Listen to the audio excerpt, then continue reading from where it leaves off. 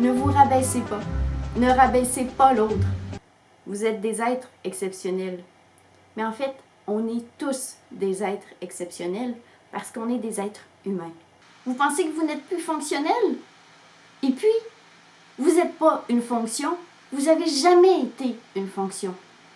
Vous pouvez tendre vers la lumière, même si votre cerveau ne fonctionne plus très bien, parce que vous n'êtes pas votre cerveau. Même si vos membres vous abandonnent, parce que vous n'êtes pas vos membres. Pas plus que vous n'êtes votre capacité de travailler, de penser, de réfléchir. La dignité humaine, en fait, c'est ne pas se considérer soi-même et ne pas considérer l'autre comme une marchandise. Respecter l'autre, c'est refuser de le manipuler pour qu'il réponde à nos besoins. C'est accepter qu'il ait une autre vision des choses que nous. Respecter l'autre, c'est lui donner toute la vérité que l'on possède, la lui rendre accessible pour qu'il se construise lui-même, qu'il construise sa pensée, ses actes et ses valeurs. C'est lui donner la latitude dans laquelle il va pouvoir se mouvoir pour devenir. La vie humaine, c'est tellement magnifique. Mais la vie, favoriser la vie, c'est pas favoriser un confort comme le confort d'un animal bien nourri.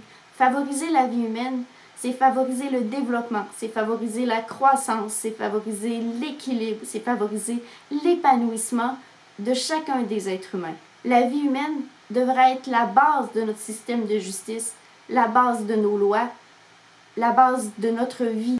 Ça devrait être la finalité de notre amour. La vie, c'est un droit et c'est un devoir.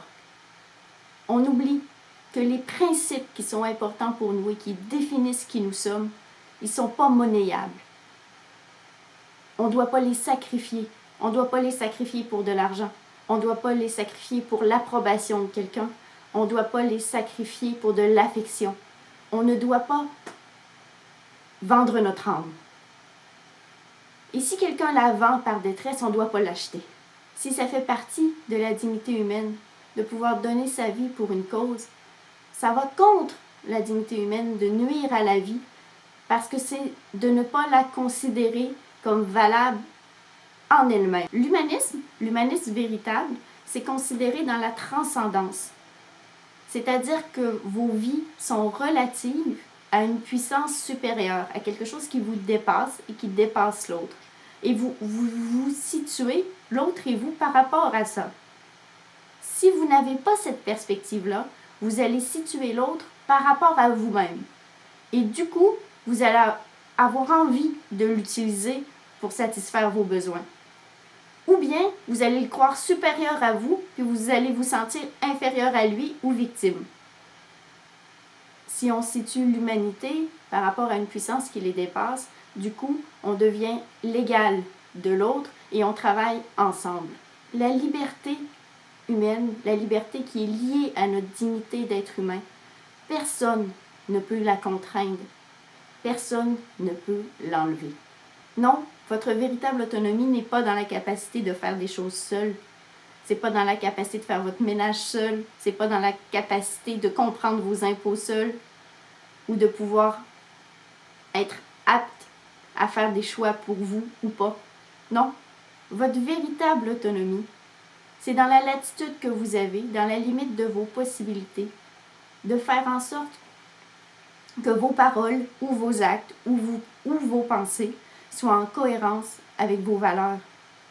Et ça, vous pouvez aider l'autre à le faire. Que ce soit un petit enfant de 4 ans, que ce soit une personne âgée sur un lit de soins palliatifs, que ce soit quelqu'un qui souffre de l'Alzheimer, il y a toujours au moins